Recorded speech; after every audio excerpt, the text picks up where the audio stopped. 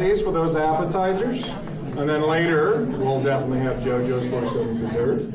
And then over in the corner, supplying the liquid courage, we got Grandview. So thank you very much, and of course, the Bremer Center for hosting us and allowing us to make this event happen. So let's give a round of applause for those people.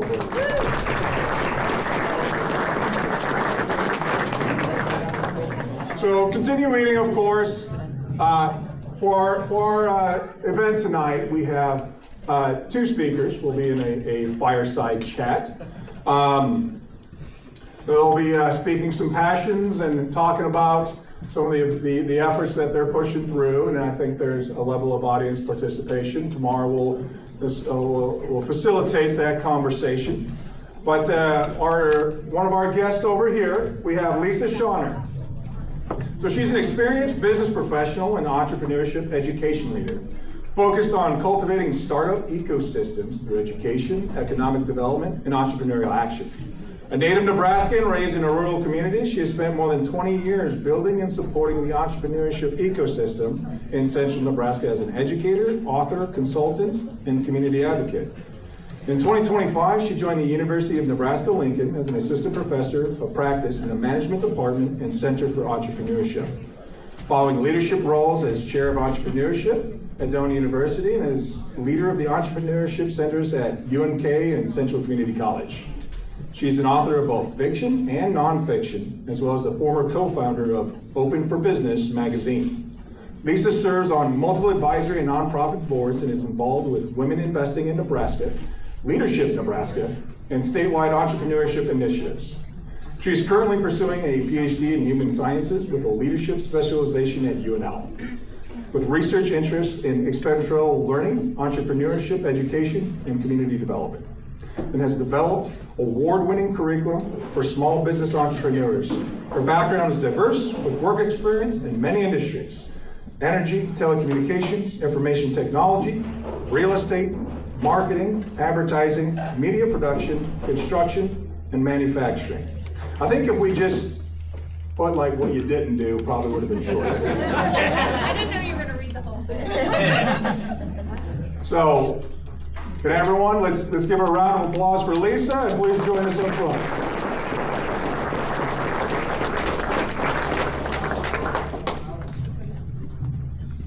Then of course, absolutely. Then of course we have Tom Field, PhD. So serves the people of Nebraska as the director of the Agribusiness Entrepreneurship Program and holder of the Engler Chair in Entrepreneurship at the University of Nebraska-Lincoln. An enthusiastic advocate for free enterprise, the potential of young people, and opportunities in both agricultural and rural communities. Tom is an internationally recognized educator and innovator who has the ability to connect the dots between people, industries, and ideas. A fifth-generation cattleman whose partnership in a family cow-calf business in western Colorado, he also authors the column Out of the Box, consults and advises a number of enterprises and organizations, and is sought-after speaker who challenges and inspires audiences to lead their organizations to excellence by asking the right questions, seeking solutions beyond conventional wisdom, and unleashing the power of focused creativity. He and his wife Laura and their family live near Raymond, Nebraska. Tom is a native Coloradan and earned his bachelor's and master's and doctoral degrees at Colorado State University.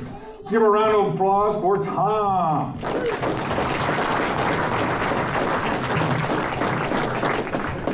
Now, of course, I'll hand it over to Tamar for our fireside chat. I'm wondering though, because I'm so short, can we move the podium? Oh, was that on the microphone? Not at all. Okay.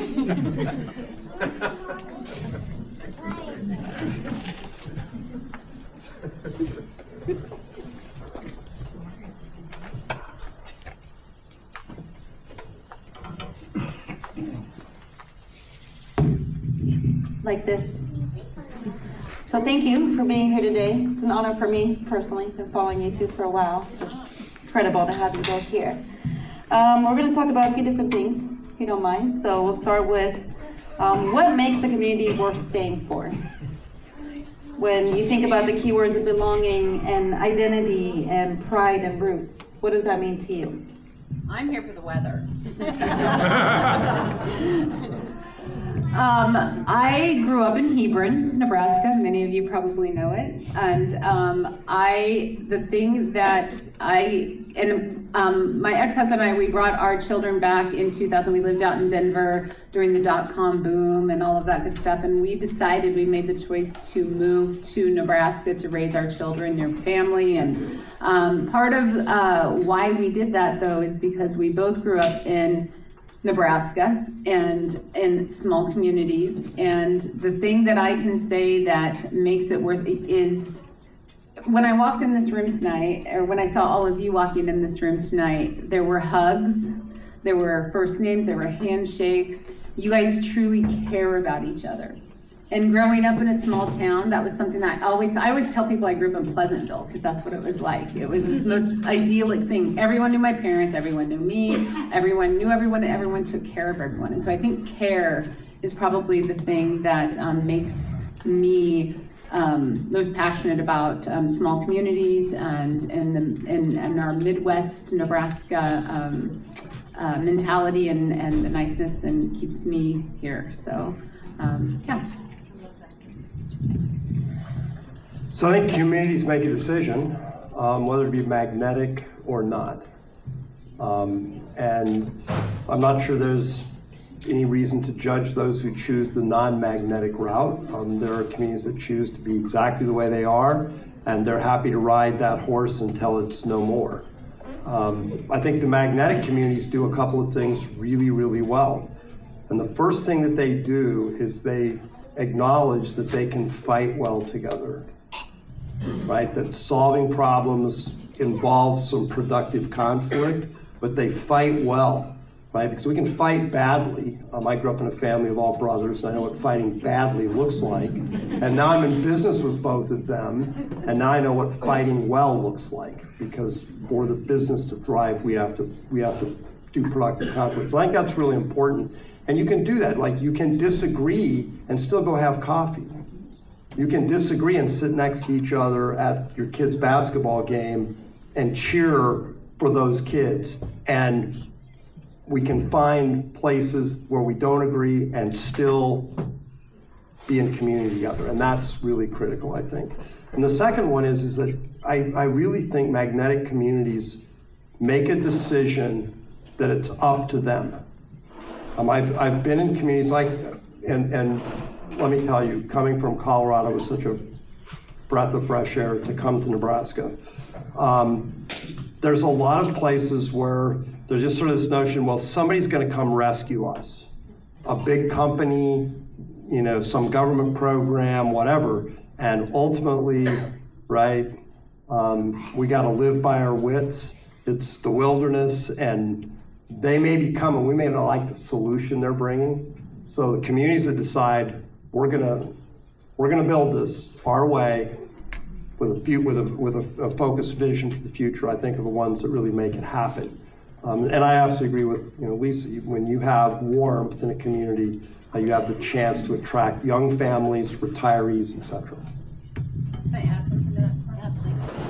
So when I was at UNK, I had the pleasure actually of coming to Aurora and doing community research. You guys were applying for some grants, and so got to do that. We actually did that in the Center for Entrepreneurship and Rural Development all over the state. In fact, they even hired us in Kansas to come and do community research. And to what Tom was saying, we would come into these communities and do interviews and find out, what are the pain points? How can we help? What is it that you want to see? How do you want to see your community develop? And time after time, my associates and I, when we would get there, they're like, oh, we're so glad you guys are here. You're going to save our community. And we always looked at them, we're like, oh no, we can't save your community. You're going to save your community. So I love that, there is no knight in shining armor riding in on a white horse. And Aurora, I think, has demonstrated that over and over with all of the cool innovation that you have and the business growth that you have, the whole mantra of Aurora, where opportunities grow, right? So, you guys really are, you follow my mantra, which is, Kelsey knows what my mantra is, right? Make it happen. Make it happen. You guys are making it happen, so very good. Thank you. Yes, and it's actually in the back of the keychains, because it is true. This is where opportunities grow. But wondering, for my sake, if no one else's, who here left a small town at some point and then came back? Did you miss us? So, if I may, when it comes to small businesses as community anchors, quite a few of our businesses here, ratio-wise, is small business. So you think of the keywords of family business, legacy, and local ownership. My question is, why are family-owned or legacy businesses so much more than just places to buy something? That's a good question, and it's, I think there's something embedded in us in a free enterprise system that to build something that we can call our own is a powerful thing, right? It's an attractive part of really the way we're built as human beings. And the great thing about business ownership and about entrepreneurship, it doesn't care about how tall you are, how fast you are. It doesn't even, and it especially doesn't care how many degrees you have. It doesn't even care whether you graduated from university. And I'm not supposed to say that, right? It doesn't care. But when we invest in something that we can build that serves others, that solves real problems, right? And I'll give you a very personal example. So my mother raised she tamed 3 boys, and partially with my dad's help was trying to untame us as fast as she was trying to tame us. And when we got, when she got us out of her hair, she was sort of like, what do I do next? And we'd come from a long line of entrepreneurs tracing way back to the first Irish immigrants that came over. And my mom started a store, right? A children's store in Gunnison, Colorado, small town, no business experience. I mean, she helped my dad run the ranch, but completely new space.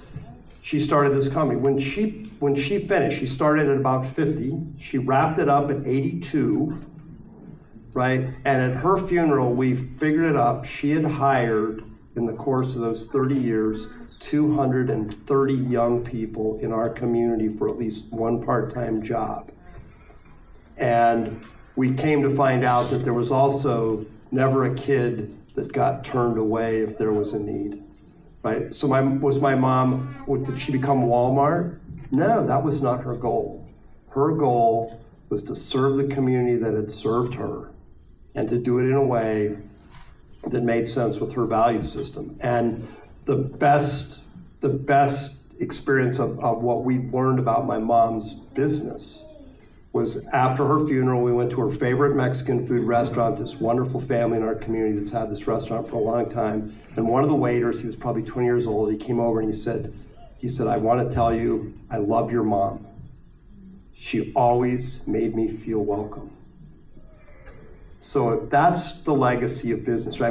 I can't even tell you whether she was profitable. I couldn't tell you what the numbers are, but I can tell you my mom left a legacy. And that's what I think people do. And if we can just lean into that as a community, we'll build better communities. And our mantra in our program is build people that build businesses that build communities. I don't have a lot to add to that. Tom Field's a hard one to follow. But I will say that those businesses in a small community, you have to rely on each other.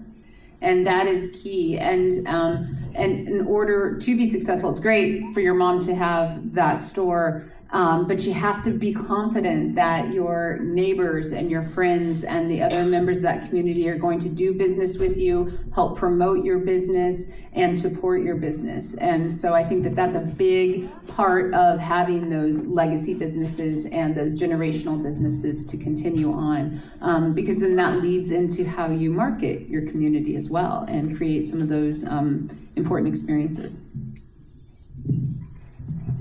That is 100%. But if buying local is really an investment in our community infrastructure, my question is, how should we start talking about it differently then to promote it more? Or maybe change that conversation to where that is our focus point every day, or at least on the weekends. Take the first part of that. Well, we do something, this is something I've learned in a lot of the organizations I've been a part of here in Nebraska, is we do a really great job of sitting around talking about how great we are to each other. And we should be proud of that, and we should have those conversations, and we should lift each other up. But we need to do as much of that, if not more, telling other people outside of our borders, beyond our community, beyond our state, about our communities and what we're doing, and really sharing what is available and what can happen. I have a daughter who lives out in Southern California. She's in the Navy, and she's always like, "Oh, Mom, when are you gonna move to California and be closer to me?" And I'm like, "Honey, I probably never will, because your brother lives in Nebraska, and they're gonna have a family. My parents still live here." And I said, "And also, living here in Nebraska affords me the opportunity to travel and to do everything." And so I believe with every part of my being that, and Kelly Christensen's here, he knows I believe this, Kelsey and Troy, former students of mine, they can vouch for this. I believe Nebraska is one of the most opportune and best places to have a business. The proximity to the interstate, the cost of living, the education system, the safety, and the caring and the love that we have for each other. So. Well, I think part of local is, are we willing to mentor each other and mentor new businesses, regardless of the age of the entrepreneur? Like my mom, to your point, was really well mentored by 2 or 3 really senior business leaders in our community when she was getting, because she had this vision about what it would be like, but she, like business, like retail buying and wholesale, it was a new arena for her. The other thing that I think about local is that we get caught up in, you know, golly, my market reach, I can get within, if I can get within 30 miles, boy, I'm doing really well. I think we could think bigger. We can be local and have regional and national reach. Oak Barn Beef is a company that was started by one of our graduates. Actually started as a junior in college. And Hannah Klitz, Oak Barn Beef.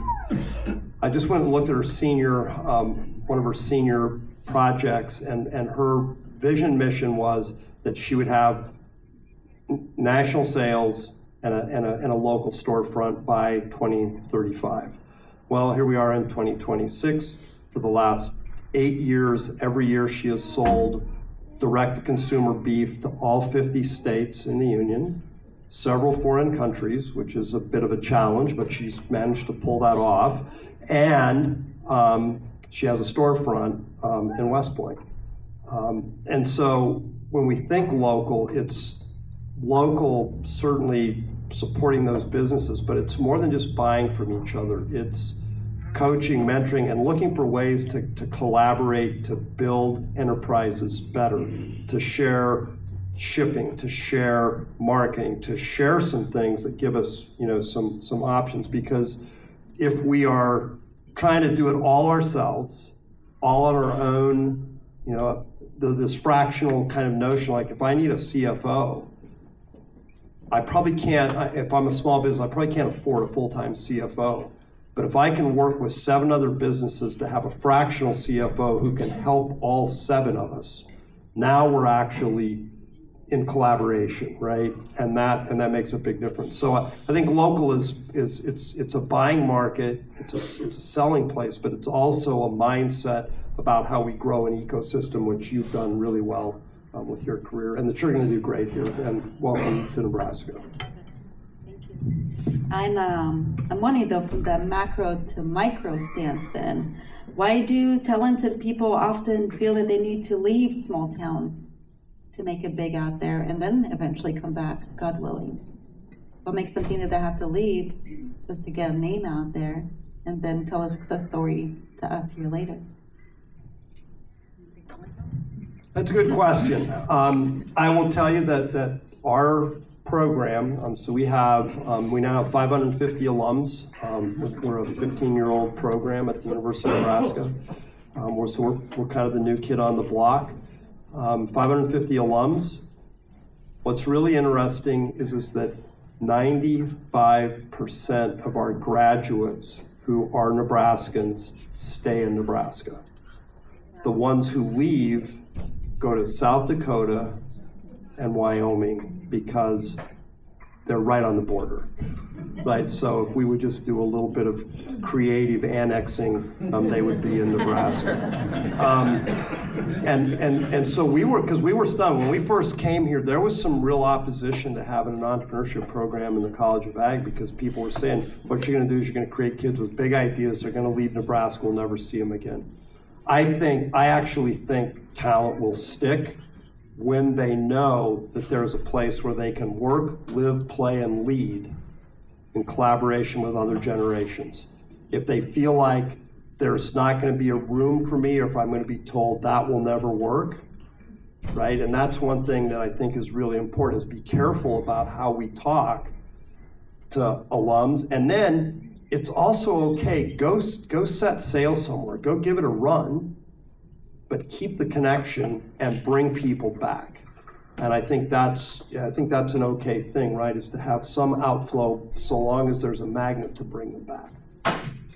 Yeah, I would agree with that. I think that we try a lot of times to keep them here, but let them go, but just know that you have built such a relationship with them and you have instilled these values, community values in them, that they will eventually come back and they'll probably bring lots of experience and hopefully other people with them.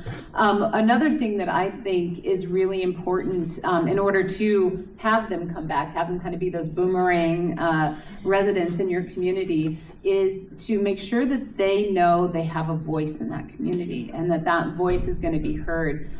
Kelsey and I were visiting and she said most of the people on your, is it ambassadors or your board, you've got these young, excited business people in the community that really want to do things. And I think that having people young, I have even said, get a high schooler, put a couple high schoolers on your chamber board or your city council and let them have a voice. Let them have a way to direct some of the things that happen in their community. And when they realize that they are heard and that that voice is acted upon and that their opinion matters, I guarantee you when they go off to Chicago or Kansas City or LA or wherever, and they become this very small fish in this very big bowl, they're going to remember how good it felt and how much they felt like they belonged when their voice was heard in that smaller community. So I think that is a way that you can kind of lay that groundwork and build that foundation, knowing that eventually they'll come back. Well, having them come back, I think eventually they do when they need a babysitter. But when it comes to hospitality, because you brought me to my next segment, as a growth strategy. So you think of keywords like customer experience, first impressions, and a town culture. Thinking about visiting a town for the first time, I'm wondering from your perspective, because you've probably been everywhere in Nebraska at this point, what shapes your impression in the first 15 minutes?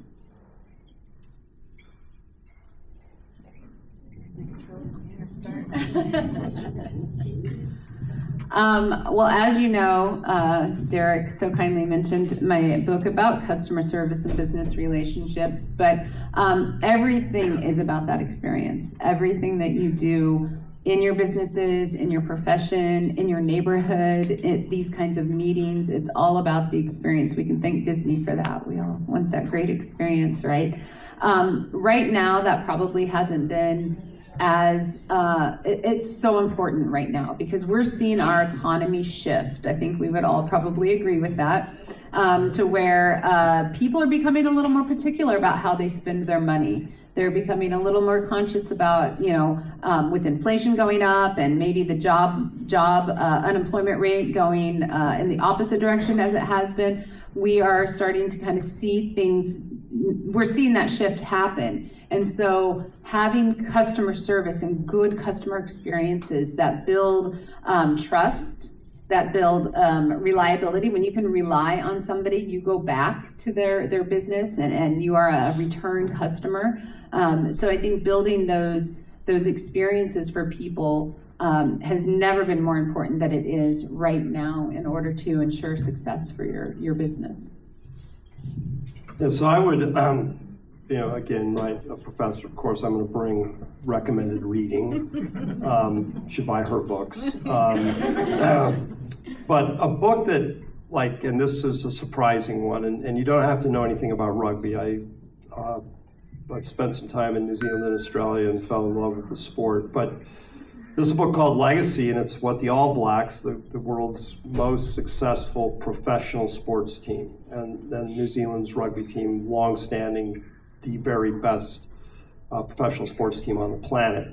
And what makes them work is they know their story, right? They know their story, and they know it deeply, and they care about that story, and they feel a deep sense of obligation to contributing to the legacy and to the story, right? And so I think you can feel stories in places, right? You can feel it with families. You can feel it in schools that know their stories when you walk in, right? You travel to watch your kids play, right? You know the schools. You can walk in the first 2 minutes and know, it would be okay if my kid went to school here, or thank goodness my kid doesn't go to school here, right? You can feel it, and it's really kind of unique.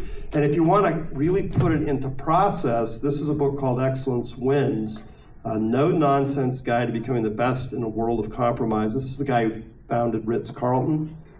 And hospitality matters whether you're running a ranch,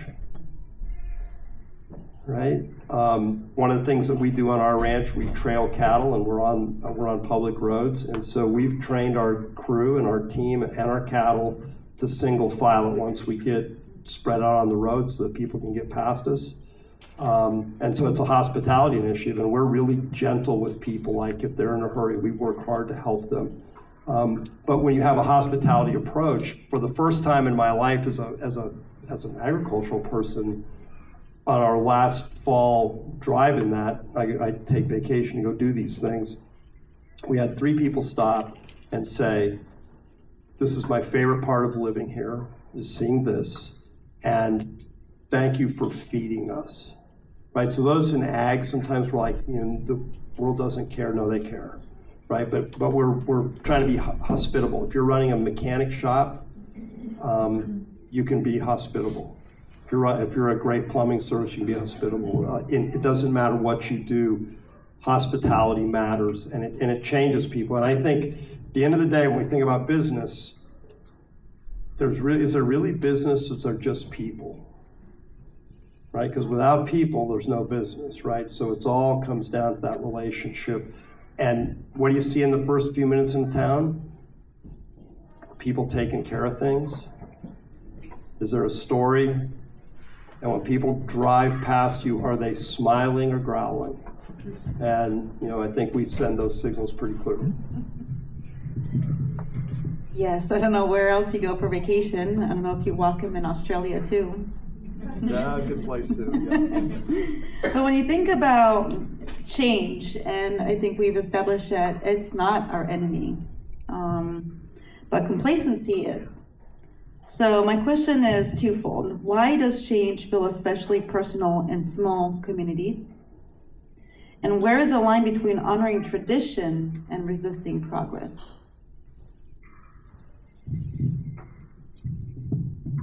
We've always done it that way, right? On our drive here, I was talking to Tom about my grandparents. So they had a farm in Kansas, and I grew up going there every weekend to help on the farm, spending the summers on the farm. And oh my gosh, they worked so hard on that farm. They carried the grain by pail every morning, every night to all the pens, harvest time. I just remember they'd walk to the well and back from the well, which was like a mile from their house every day to turn it on and off. Can you imagine doing that when we can just do it on our phones now? So it's so to answer the question of change, if I think about like what their farm would look like today with what has happened and what's accessible to us in technology and the advances, and if everyone just didn't change, if we're still carrying the pails and jumping into the pens with like these 400-pound animals to feed them and doing things the hard way, right? I really believe that a community has to be open to change. I talk a lot, especially with my students, those nascent entrepreneurs, about the growth mindset versus the fixed mindset, right?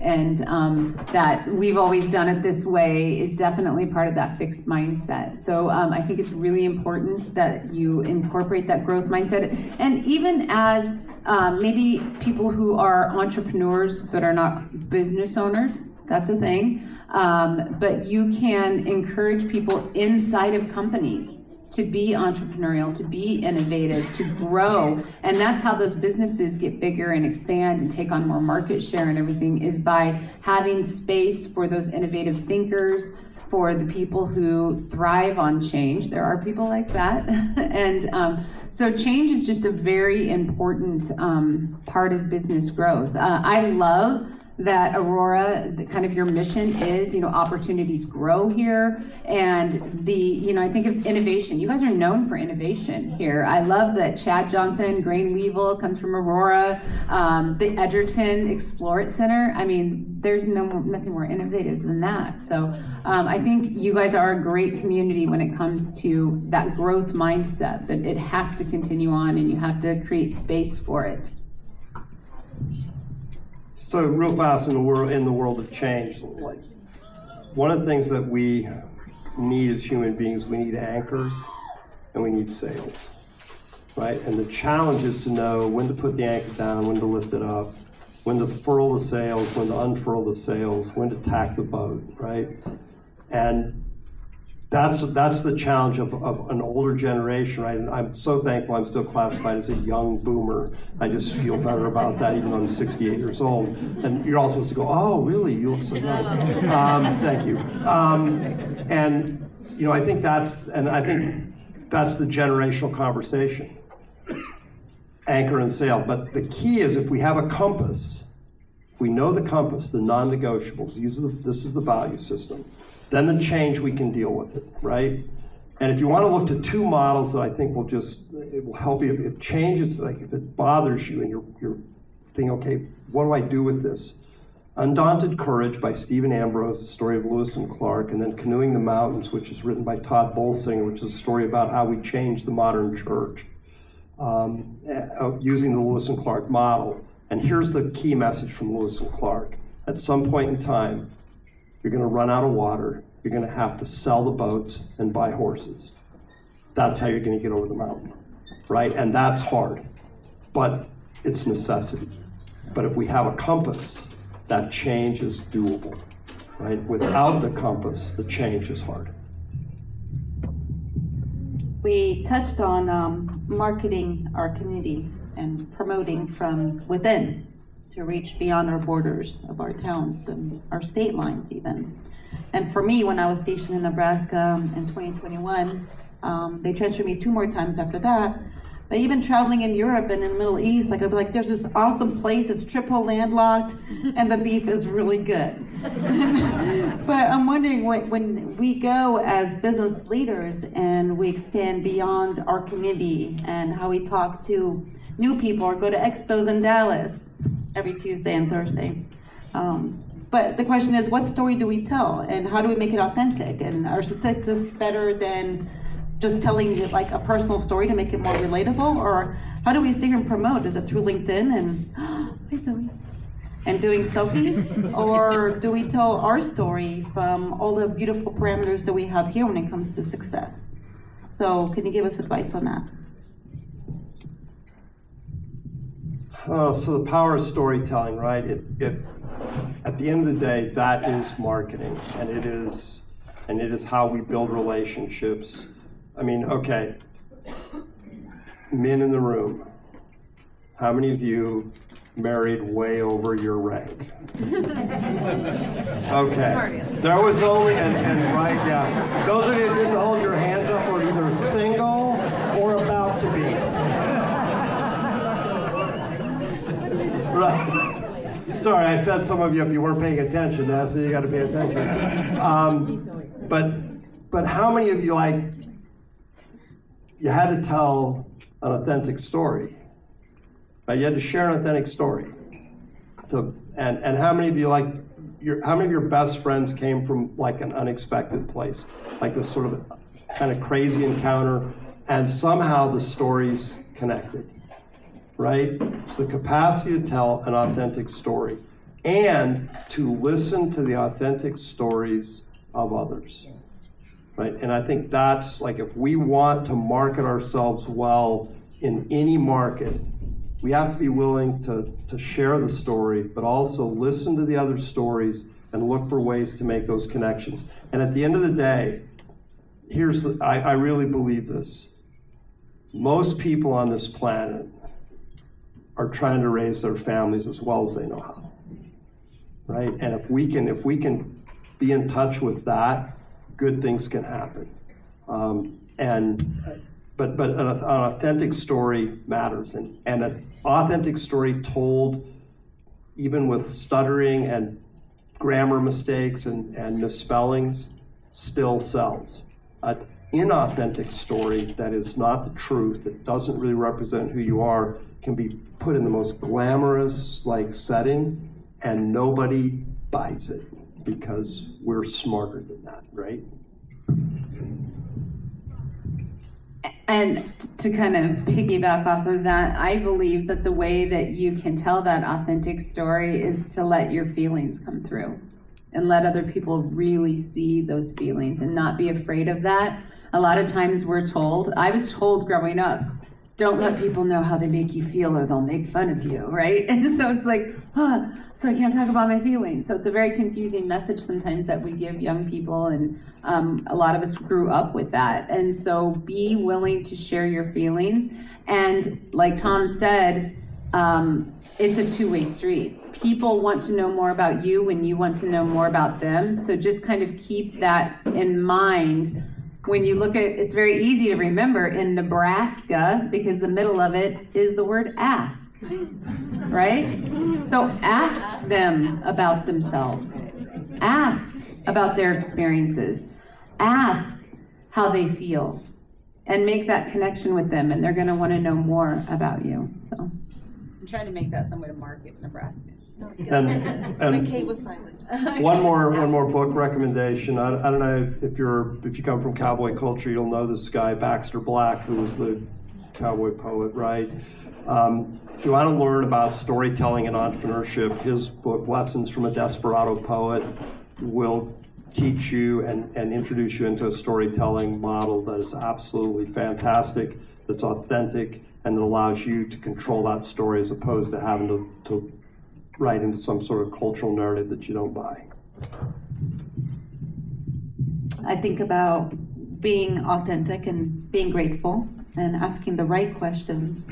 I can't help but wonder if we had the same conversation 5 years from now, what would you hope has changed because of the people in this very room? The people that believe in you and support you and advocate for you. Is that a question for us, or If you could help. So what I would wish for your community 5 years from now, I would wish for 3 times this many people, not because necessarily the community grows, but because more people from the community believe this is part of where they should be. That we would have more than just one little cute blonde girl walking around here, right? That there would be a whole host of them. And that there would be more multi-generational businesses that were diversifying.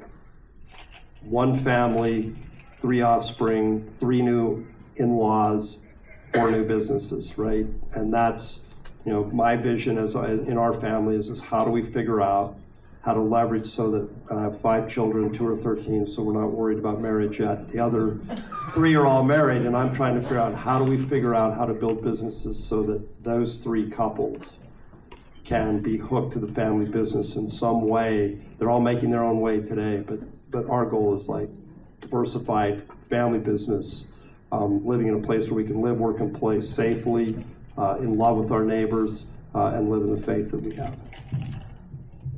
Very nice. In 5 years from now, I agree. I hope more people are here. I hope there is a no offense to anybody out there, but a young demographic out there.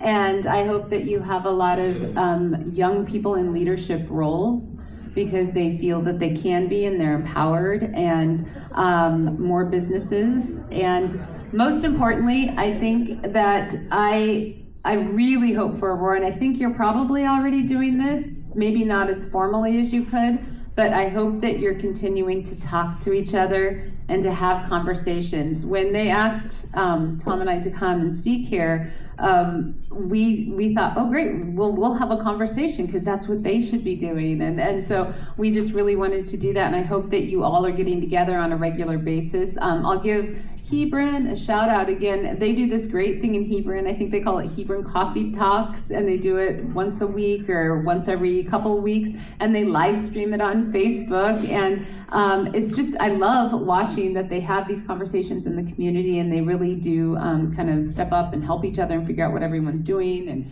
what's happening. And so I hope that you're having great conversations and you have a growing, innovative community like you do now. I'm going to cast one more vision. Aurora should be the reason you get off the interstate. I'll start seeing if I can get some funding for a new highway sign. Very honored, very thankful, and God willing, you'll be back to share that vision with us. Thank you. Thank you.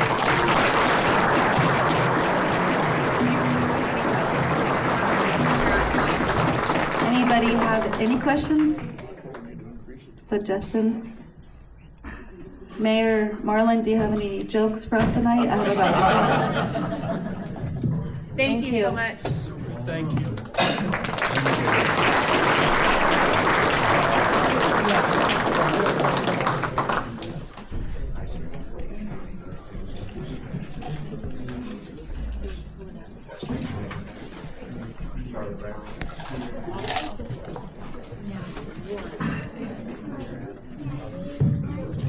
All right, for a lot of people, I know myself, this is one of the best parts of the night. It's where we get the dessert out.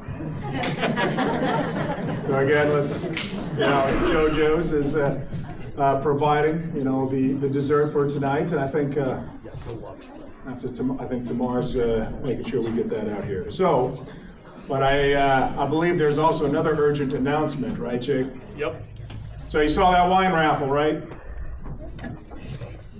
$10? $10. $10. So if you want to try your luck at picking a cork, $10 for this round. So I encourage you, as we get dessert, by all means, go ahead and grab a bottle. So we'll get the dessert coming up, and then we'll start awards, and then we'll close her out. So go ahead and talk amongst yourselves, and I'll let you know when we got the dessert out.